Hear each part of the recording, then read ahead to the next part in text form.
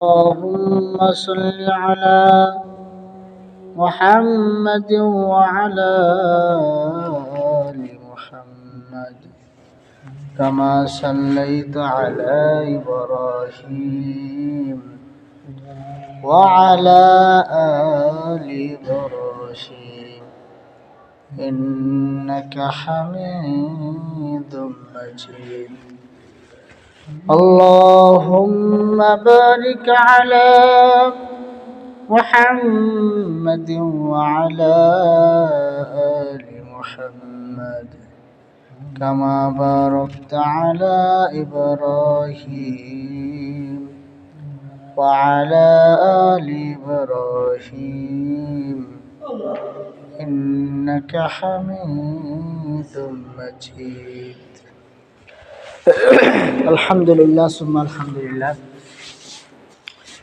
মুহতারাম মুকাররম কাবিল ইহতিরাম হযরত মুসল্লিয়ানে কিরাম, আল্লাহ পাকের আলিশান দরবারে লাখো কোটি শুকরিয়া যে মহান মালিক আমাকে আপনাদেরকে অত্যন্ত মায়া করে মহাব্বত করে ভালোবেসে পবিত্র শাবান মাসের দ্বিতীয় জুমায় মসজিদে আসার বসার তৌফিক দান করেছেন। এই জন্য সেই মালিকের দেওয়া জবান দিয়ে সেই মালিকের আলিশান দরবারে শুকরিয়া আদায় করি। সকলে বলে আলহামদুলিল্লাহ।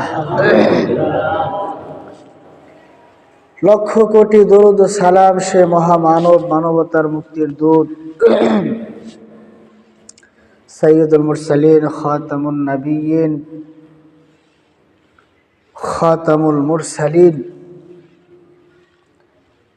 আহমদ মুজতবা মুহাম্মদ মুস্তাফা সাল্লাল্লাহু আলাইহি ওয়াসাল্লামের উপর সংক্ষিপ্ত দরুদ পড়ি সাল্লাল্লাহু আলাইহি ওয়াসাল্লাম। তো সম্মানিত উপস্থিতি, শাবান মাসের দ্বিতীয় জুমা আজকে হলো শাবান মাসের 10 তারিখ। কত তারিখ? 10 তারিখ। তো গত জুমায় শাবান মাসের গুরুত্ব সম্পর্কে আলোচনা হয়েছে। শাবান মাসের পুরা মাসটাই নবীজি রোজা রাখতেন, শেষের কয়েকদিন বাদ দিয়ে। রমজান মাস ছাড়া অন্য অন্য মাসে যে পরিমাণ রোজা রাখতেন, এই শাবান মাসে নবীজি বেশি রোজা রাখতেন। এই জন্য আমরা যে যত বেশি পারি রোজা রাখা। তো আজকে আলোচনা করব শাবান মাসের মধ্য রজনী, যেটাকে আরবিতে বলে লাইলাতুন নিসফি মিন শাবান, শাবানের মধ্য রজনী। গত জুমায় বলেছিলাম যে অনেকে প্রশ্ন করে, বিভিন্ন ধরনের প্রশ্ন করে, আসলে এটা আছে কিনা। তো সংক্ষেপ উত্তর দিয়েছিলাম হ্যাঁ এটা আছে। তো সেটা সম্পর্কে আজকে আলোচনা হবে, এবং কি কি করণীয়, কি কি বর্জনীয়, কি কি করব, কি কি করব না, যতটুকু সময় পাই ইনশাআল্লাহ চেষ্টা করব। আল্লাহ পাক আমাদের সকলকেই আমলের নিয়তে সঠিকভাবে শুনে সঠিকভাবে আমল করা তৌফিক দান করুন। সকলে বলেন আমিন। তো সম্মানিত উপস্থিতি, সর্বপ্রথম আমি আপনাদের সামনে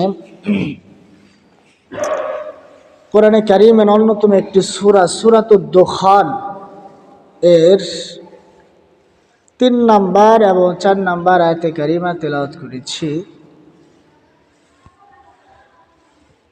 আমি প্রায় সময় বলি যে আমি আপনি কেউ নবীজিকে দেখি নাই। কি বলে দেখছি? কেউ দেখি নাই।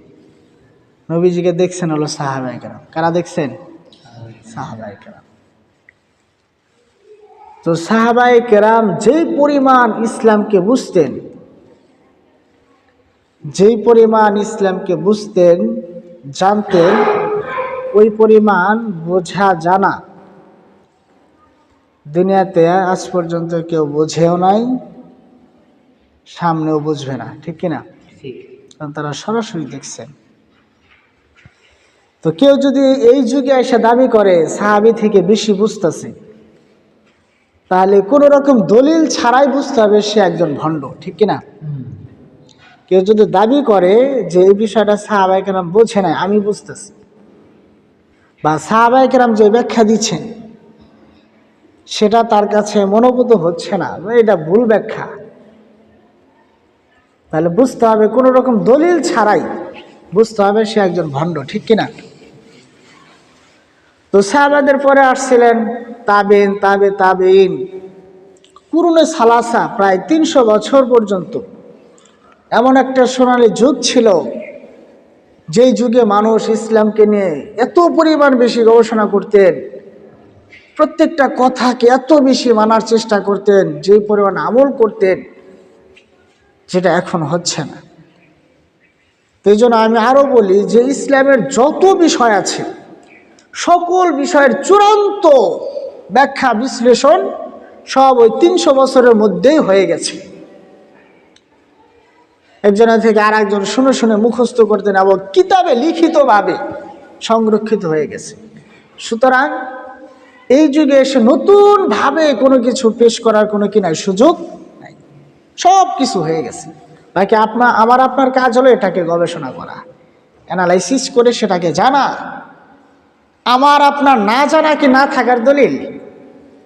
আমি আপনি একটা বিষয় জানি না, এটা কি না থাকার দলিল? যে আমি জানি না যেমন এটা আর নাই, তবে এটা কি সঠিক হবে? আমি আপনি নাই জানতে পারি, একজন মানুষ কয়টা জিনিস ইমান জানতে পারে?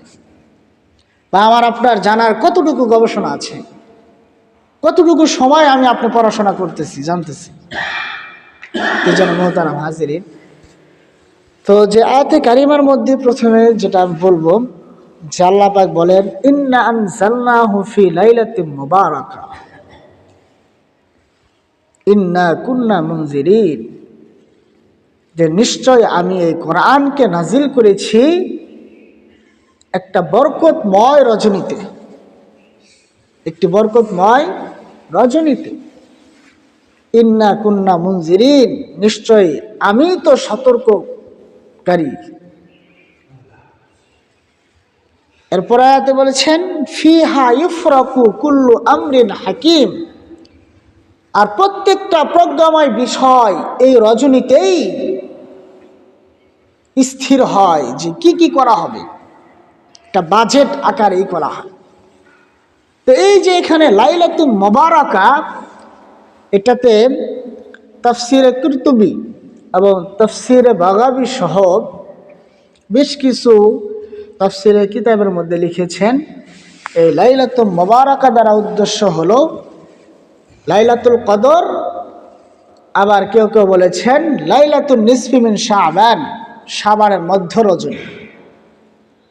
তো এখন আলোচনা হলো সূরাতুল কদর নামে একটা সূরা আছে, সেখানে স্পষ্ট বলা আছে যে ইন্না আনজালনাহু ফি লাইলাতিল কদরি, নিশ্চয় আমি এই কোরআনকে নাজিল করেছি কদরের রজনীতে।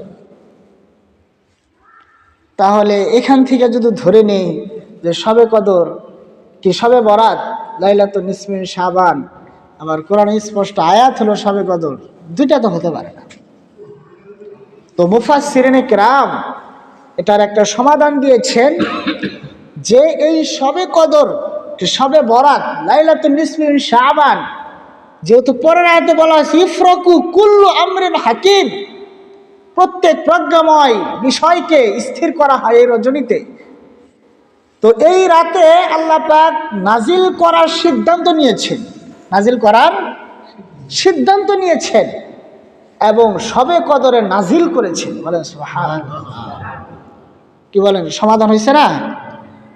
আমরা অনেক কিছুই আমরা কাজ করার আগে একটা পরিকল্পনা নিই, কি বলেন, পরিকল্পনা হয় না যে আগামী মাসে আমরা এই কাজটা করব, এই সপ্তাহে পরামর্শ হয় কি না, এবং 1 মাস পরে সেটা বাস্তবায়ন হয়।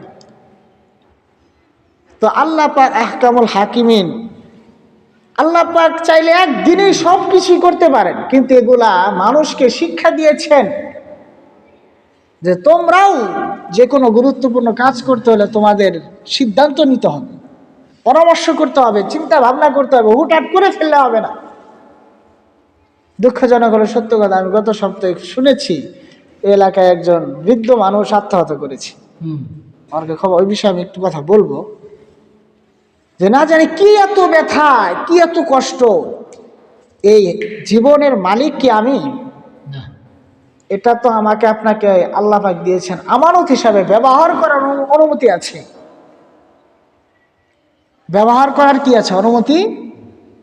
এই জন্য হাত পা অঙ্গ প্রত্যঙ্গ বিক্রি করা জায়েজ নেই। কি নাই? বিক্রি করা। কারণ বিক্রি করতে হলে তো এই জিনিসের মালিক হতে হয়। অন্যজনের জিনিস যদি অন্যজন বিক্রি করে তাহলে হবে?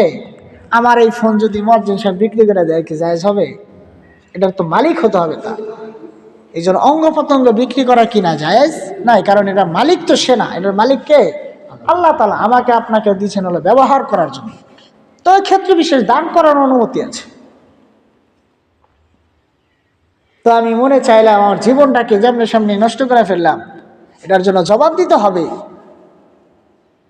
কিছু পাগলও দেখা যায়, ভালো মানুষ, গাঞ্জা গুঞ্জা খায়া মদ টদ খায়া মনে করেন এক দিশেহারা হয়ে ঘোরাফেরা করে, এরকম আছে না?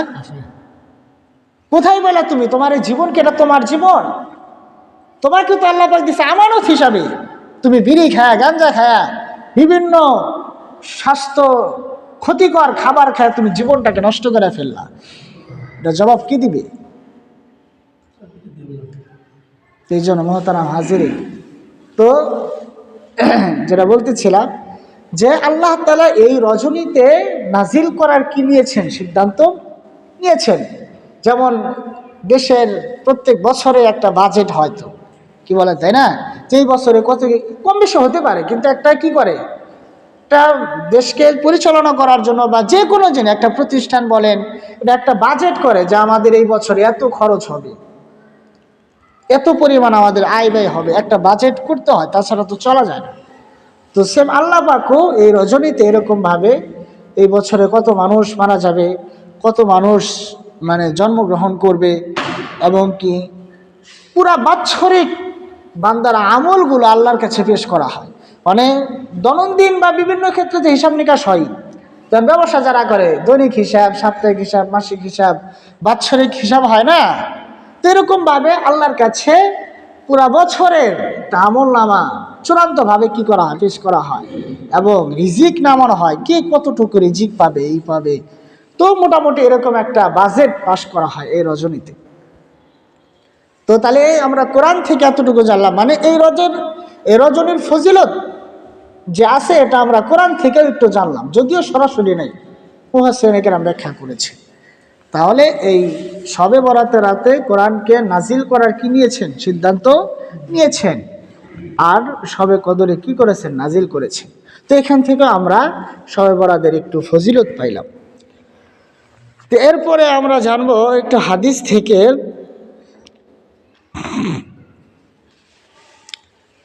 যে মুআয ইবনে জাবাল রাদিয়াল্লাহু তাআলা আনহু থেকে হাদিসটি আছে যে আত্তালিআল্লাহু ইলা খালকিহি ফি লাইলাতিন নিসফি মিন শাবান ফায়াগফিরু লিজামিই খালকিহি ইল্লা লিমুশরিকিন আও মুশাহিদ। যে নবীজি সাল্লাল্লাহু আলাইহি সাল্লাম বলেছেন যে লাইলাতুন নিসফি মিন শাবান, অর্থাৎ শাবানের মধ্য রজনীতে আল্লাহ পাক বিশেষভাবে বান্দাদের প্রতি দৃষ্টি আকর্ষণ করেন, বিশেষ এক রহমতের দৃষ্টিতে তাকান, এবং সকল মানুষকে ক্ষমা করে দেন, সকল মানুষকে ক্ষমা করে দেন। বলেন সুবহানাল্লাহ। তবে দুই শ্রেণী ব্যক্তি বাদ দিয়ে, এক নাম্বার হলো মুশরিক, এক নাম্বার কি? মুশরিক। দুই নাম্বার হলো বিদ্বেষ পোষণকারী। হিংসা বিদ্বেষ করে না? ভাই ভাই হিংসা করে, প্রতিবেশীর প্রতি হিংসা করে, কি বলেন, আছে কিনা? তো মুশরিক এবং বিদ্বেষ পোষণকারী ছাড়া যারা ক্ষমা চায়, আল্লাহ পাক বিপুল সংখ্যক মানুষকে আল্লাহ পাক এই রজনীতে কি করে দেন? ক্ষমা। তো এখান থেকে আমরা জানলাম, হাদিসটি রয়েছে সুনানে ইবনে মাজাহ, সহিহ ইবনে হিব্বান, মুসান্নাফ ইবনে আবি শাইবা এবং শুআবুল ঈমান, বেশ কিছু হাদিসের কিতাবের মধ্যে হাদিসটি রয়েছে সহিহ সনদে। তো এই হাদিস থেকে আমরা এই রাতের একটা ফজিলত পাইলাম যে আল্লাহ পাক বিশেষভাবে, আমি এর আগেও বলেছি যে এই উম্মতে মুহাম্মাদের জন্য আল্লাহ পাক বিশেষ কিছু কিছু সময় অফার দিয়ে রাখছেন। কি দিয়ে রাখছেন? অফার। যাদের হায়াত তো থাকবে কম, কিন্তু এমন এমন কিছু সময় দিয়ে রাখছেন যে এই সময় যদি কেউ তার সময়টাকে কাজে লাগায়, আল্লাহ পাক তাকে অনেক দিয়ে দিবে। বলে সুবহান। তো এখান থেকে আমরা ক্ষমা পেলাম। ক্ষমা পাওয়ার একটাই, আমরা কেউ গুনাহ ছাড়া নাই। কি বলেন, গুনাহ ছাড়া কোনো মানুষ আছে? ক্ষমা পাওয়ার দরকার আছে কিনা? তো আমরা অন্য সময় তো ক্ষমা চাবই, বিশেষ করে আমাদের যত গুনাহ আছে, ভুল ত্রুটি আছে, এগুলা থেকে মুক্ত হয়ে আল্লাহর কাছে ক্ষমা চেয়ে বিশেষভাবে যেন আমরা ওই রাতের ক্ষমা প্রাপ্তিদের মধ্যে আমরা শামিল হতে পারি। বলেন সুবহানাল্লাহ।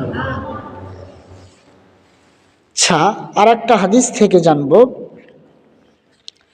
যে হযরতে আলী রাদিয়াল্লাহু তাআলা আনহু থেকে বর্ণিত হাদিস, যে ইজা কানাত লাইলাতুন নিসফি মিন শাবান ফাকুমু লাইলাহা ওয়া সুমু নাহারাহা ফাইন্নাল্লাহা ইয়ানজিলু ফিহা লিগুরুবিশ শামসি ইলা সামাইদ দুনিয়া ফায়াকুলু আলা মিন মুস্তাগফিরিন লি ফাআগফির লাহু আলা মুস্তারজিকুন ফাআরযুকাহু আলা মুবতালান ফাআফিআহু আলা কাযা হাত্তা ইয়াতুলু আল ফাজর।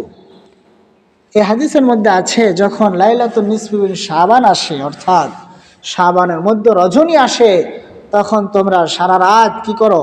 ইবাদত বন্দেগীতে কাটাও, এবং পরের দিন কি রাখো? রোজা রাখো। কারণ আল্লাহ তাআলা এই রজনীতে সূর্য ডোবার পর থেকেই প্রথম আসমানে চলে আসেন এবং আল্লাহ পাকে ঘোষণা দিতে থাকেন, কে আছো ক্ষমা প্রার্থী, আমার কাছে ক্ষমা চাও, আমি কি করে দেব? ক্ষমা করে দিব।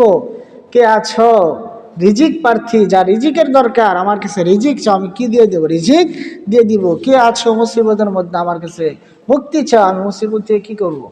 এইভাবে বিভিন্ন বিষয়ে ফজর পর্যন্ত চলতে থাকে। এই জন্য আমি প্রায় সময় বলি যে আল্লাহ তাআলার কাউকে কোনো কিছু দেওয়ার জন্য তো তার ধারে কাছে যাওয়ার প্রয়োজন নেই। আল্লাহ পাক তো কুন ফায়াকুন বললেই সব হয়ে যায়। এগুলা মুফাসসিরিনে কেরাম, মুহাদ্দিসিনে কেরাম ব্যাখ্যা হলে এগুলো বিশেষ কিছু শব্দ এমনভাবে বলছেন যাতে বান্দা কি হয়? বেশি আগ্রহী হয়, এবং কি বিশেষ কিছু সময় যে আল্লাহ পাক বিশেষভাবে তাকে দিবে, অন্য সময় চাইলে তো দিবেই। যেমন একটা হাদিস তো আছেই, প্রতি রাতেই, মানে রাতের তৃতীয়াংশ পরে, অর্থাৎ রাতকে 3 ভাগ করার পরে, অর্থাৎ তাহাজ্জুদের সময়, এই সময় প্রতি রাতেই এরকম ঘোষণা থাকে যে কে আছো ক্ষমা প্রার্থী, কে আছো বিপদগ্রস্ত, আমার কাছে চাও। তো এখানে বিশেষভাবে ওটা তো আছে, এটাও আছে। তো বিশেষ কিছু সময়, বিশেষভাবে কিছু ডাকার মুহূর্ত আল্লাহ পাক এগুলা দিয়ে দিছে। তো এই জন্য এগুলা বান্দার জন্য অফার, সুযোগ, এই সময়গুলো কাজে লাগান। এই হাদিসটিও রয়েছে সুনান ইবনে মাজাহ, তারপরে শুআবুল ঈমান, আত-তারগীব ওয়াত-তাহরিব ইত্যাদি হাদিসের মধ্যে হাদিসটি রয়েছে। আর একটা হাদিস আছে যে নবীজি এক রাতে নামাজ পড়তেছিলেন, অনেক দীর্ঘ লম্বা সিজদা করতেছেন। তো আয়েশা রাদিয়াল্লাহু তাআলা আনহা দেখে হতেছে কি নবীজি কি ইন্তেকাল করলো কিনা, এত সময়। তো পরে পায়ের এখানে একটু লাড়া দিছেন, পরে তিনি আঙ্গুল নড়াইছেন, বুঝছেন যে কি আছে, জীবিত আছে। তো নবীজি বলছেন যে হ্যাঁ আয়েশা, তুমি কি জানো আজকে এটা কোন রজনী? সেটা হলো লাইলাতুন নিসফি মিন শাবান, তার শাবানের মধ্য রজনী। এই রাতে আল্লাহ তাআলা অসংখ্য মানুষকে কি করেন? ক্ষমা করেন। যারা ক্ষমা চায় তাদেরকে ক্ষমা করেন, যারা রহম চায় তাদেরকে কি করেন? রহম করেন। এইবার বিভিন্ন অফার। আর একটা হাদিসের মধ্যে আছে, বনি কালব গোত্রের ছাগলের সংখ্যার চেয়ে বেশি মানুষকে ক্ষমা করেন। অর্থাৎ আরবের মধ্যে প্রসিদ্ধ একটা গোত্র ছিল বনি কালব। এই গোত্রে অনেক পরিমাণ ছাগল তারা কি করতেন? লালন পালন করতেন। তো ছাগলের পশমের যে সংখ্যা, এটা কি গুণে শেষ করা যাবে? তো যাই হোক, প্রথম হাদিস থেকে তো আমরা জানলাম যে অসংখ্য মানুষকে কি করেন? ক্ষমা করেন, মুশরিক এবং বিদ্বেষ পোষণকারী ছাড়া। তো যাই হোক, আমরা এই হাদিসগুলো থেকে আমরা এই রাতের ফজিলত পাই। তো এখন আমলগুলো আমরা করব কিভাবে? আসলে এগুলো হলো সব নফল আমল। কি আমল? নফল ইবাদত। এগুলো হলো সব পার্সোনাল ইবাদত। কি ইবাদত? ব্যক্তিগত ইবাদত। কিন্তু অনেক ক্ষেত্রে এগুলা পালন করতে যায় বিভিন্ন ডাক ঢোল পিঠা মাইকিন কইরা, ঠিক আছে, মাইকে ওয়াশ টস কইরা ডাকাডাকি কইরা জমায়েত করা, এগুলা ঠিক না। ব্যক্তিগত আমল এটা ঘরে করাই উত্তম। যদি ঘরে পরিবেশ থাকে, ঘরে না থাকলে মসজিদেও করা যেতে পারে। এমনি আসলো বা একজনকে দেখে আর একজন আসলো। তো এখনকার হলো যে অনেক ক্ষেত্রেই অনেক সময় ক্ষেত্র বিশেষ কিছু না জায়েজ কাজ করতে হয় এই কারণে যে আমি যে বলে দিব যে কইরেন, এটা প্রাইভেট আমল, পার্সোনাল আমল, ব্যক্তিগতভাবে করবেন, ওই তো জানেই না করবো কি বলেন, তাই না? তো আমলে জানে না করবো কি, ও তো করবোই না, ও তো ক্ষমাও চাবে না। তো এই জন্য আমরা মসজিদে আসতে বলি এই কারণে, যাতে করে আমরা মসজিদে আসবো, আসার পরে কিছু আলোচনা হলে আমি কিছু আমল শিখলাম। আগে তো আমাকে শিখতে হবে, জানতে হবে, কি বলেন, তাই না? না জানলে ওই কি আমল করবে, কি চাবে, কি করবে? এটা হলো সামাজিক অবক্ষয়ের কারণে। কিসের কারণে? যেহেতু ইসলামী শিক্ষা মানুষের মাঝে নাই, মানুষ জানে না। আজকে যদি সবাই জানতো, সাহাবায়ে কেরামের যুগে ছিল, তারা সবাই জানতেন, নবী যা বলতেন তাই তারা কি করতেন, আমল করতেন, শিখতেন। কিন্তু আজকের যুগ কি তাই? কয়জন মানুষ জানে? এই জন্য আগে শিখতে হবে, জানতে হবে। এই জন্য আমরা বলি যে আপনারা আসবেন, কোনো ডাক ঢোল পিটানো না, কোনো মাইকিন না, কিছুই না, আমরা সাধারণ দাওয়াত। এখানে আমরা আমল শিখবো, তারপরে আমরা ব্যক্তিগতভাবে আমল করব। জামাতবদ্ধ না, ব্যক্তিগতভাবে কি করব, কি করব? আমরা এসব নামাজ জামাতে পড়বই, জামাতে পড়ব। এরপরে আমরা নফল নামাজ পড়ব 2 রাকাত করে করে। এটা কোনো নির্দিষ্ট সূরাও নাই, নির্দিষ্ট সূরার কোনো সংখ্যাও নেই। স্বাভাবিকভাবে আমরা যে নামাজ পড়ব ওইভাবেই। কিছু বিভিন্ন বাজারের এই অগ্রহণযোগ্য কিছু বই পুস্তকে বিভিন্ন নিয়মকানুন লেখা থাকে, এই অমুক সূরা এতবার পড়া লাগবো, অমুক সূরা এতবার বলতে হবে। এগুলা পড়া আরো মানুষ অনীহায়, কিন্তু এত সূরা তো জানি না, কি ভাই কি বলেন, হয় কিনা এরকম? এই জন্য কোনো নিয়ম কানুন না, স্বাভাবিক নামাজের যে নিয়ম এটা একই, নফল নামাজ পড়বে। 2 নাম্বার হলো বেশি বেশি কোরআন তেলাওয়াত করবে, বেশি বেশি কোরআন তেলাওয়াত, বেশি বেশি তাসবিহ তাহলিল পড়া। কোনো গল্প গুজব না।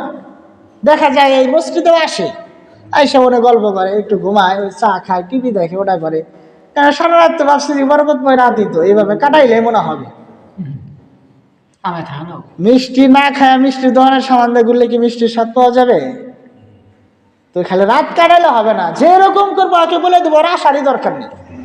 আপনি ঘুমায় থাকেন, তাও আপনি গুনাহ থেকে বাঁচবেন, ফজরটা তাও জামাতের সাথে পড়তে পারবেন। এই জন্য আসলে যারা একসাথে আমল করবে, 1 নাম্বার হলো বিশেষ নফল নামাজ পড়বে 2 রাকাত করে করে, তারপরে কোরআন তেলাওয়াত করবেন এবং তাসবিহ তাহলিল, সুবহানাল্লাহ, আলহামদুলিল্লাহ, লা ইলাহা ইল্লাল্লাহ, আল্লাহু আকবার, আস্তাগফিরুল্লাহ, সাল্লাল্লাহু আলাইহি ওয়াসাল্লাম, এগুলা। এই খিচুড়ি মিচুড়ি এগুলা পাকানো দরকার নেই, খিচুড়ি পাকায় মানুষ জমানো দরকার নেই। যদি কারো ক্ষমা পাওয়ার ইচ্ছা থাকে, কারো যদি আল্লাহ পাকের প্রতি ভালোবাসা মহব্বত থাকে, বা যদি নিজেকে মনে করে যে আমি তো গুনাহগার, আমার ক্ষমা পাওয়ার দরকার আছে, ওই এমনি আসবো, ওরে খিচুড়ি দিয়ে নিয়ে আসার দরকার নেই। যদি ওর ইবাদতের যে খিচুড়ির দামি বেশি, ওই খিচুড়ি খাক। এই রাতে ওর ইবাদত করার চেয়ে, তাসবিহ তাহলিল পড়ার চেয়ে, কোরআন তেলাওয়াত করার চেয়ে যদি খিচুড়ি বেশি প্রিয় হয়, খিচুড়ির টানে যদি আসে, খিচুড়ি খাক। কত খাইতে পারে খিচুড়ি খাক। আর এই খিচুড়ি করবা যাদের যায়, একদল খিচুড়ি অনেক গ্যাদারিং করে, অনেক মারামারি হানাহানি হয়, চিল্লা ফেল্লা করে। আবার এদের যারা ভিতরেও থাকে, এরাও 2 রাকাত পরে আবার ফুস করে দিয়ে আসে যে খিচুড়ির কি অবস্থা। এইগুলার কোনো দরকার নেই, কোনো আয়োজন হবে না, কোনো কিচ্ছু করা দরকার, জিলাপিরও দরকার নেই, কোনো কিছু না। একদম আল্লাহর জন্য, এবং কি নিজের গুনাহ মাফের জন্য, নিজের বিপদ থেকে বাঁচার জন্য, যে আল্লাহর কাছে আমি বিশেষভাবে ক্ষমা চাই, বিশেষভাবে আমি আল্লাহর কাছে রোনাজারি করি যে জীবনটা তো গুনাহ করতে করতে শেষ করে ফেলাইলাম, কি উপায় হবে আমার? এই জন্য মোহতারাম হাজিরিন, এইভাবে আমরা আমলগুলো করব। হালুয়া রুটি কি করে, যে আমি বিশেষ করে এখানে অনেক অভিভাবক আসছেন, এলাকা মানে একটা ফ্যামিলির দায়িত্বশীল আসছেন, এই রাতে হালুয়া রুটি ইত্যাদি এগুলা কোনো কিছু করার দরকার নেই। মা বোনদেরকে ইবাদতের সুযোগ দেন। কি বলে জান্নাত জাহান্নাম কি মা বোনদের নাই?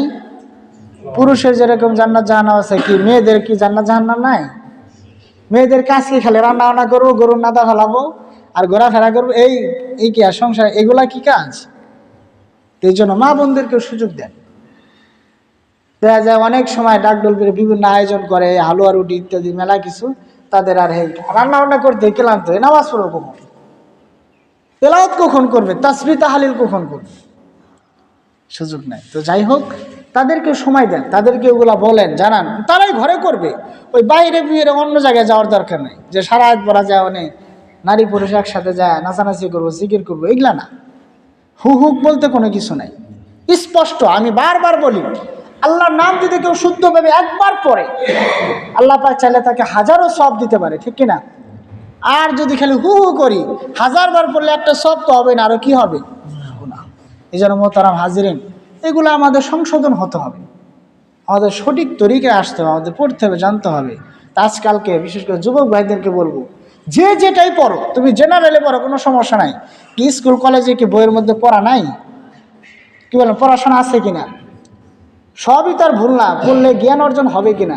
আজকালকে দেখা যায় পোলাপান, এই ফোন তো এক মহামারী আছেই, এরা টিপাটিপি করে, অমুক খেলাধুলা, অমুক বকর সকর বসে, এই এক অবস্থা। আরে ভাই যুবক, আমি তো বলি যে তোমার পাওটা আগা দাও, পাও ধরাবো, তোমার এই মূল্যবান সময় তুমি নষ্ট করো না। যে লাইনে পড়ো ওই লাইনে পড়াশোনা করো, গবেষণা করো।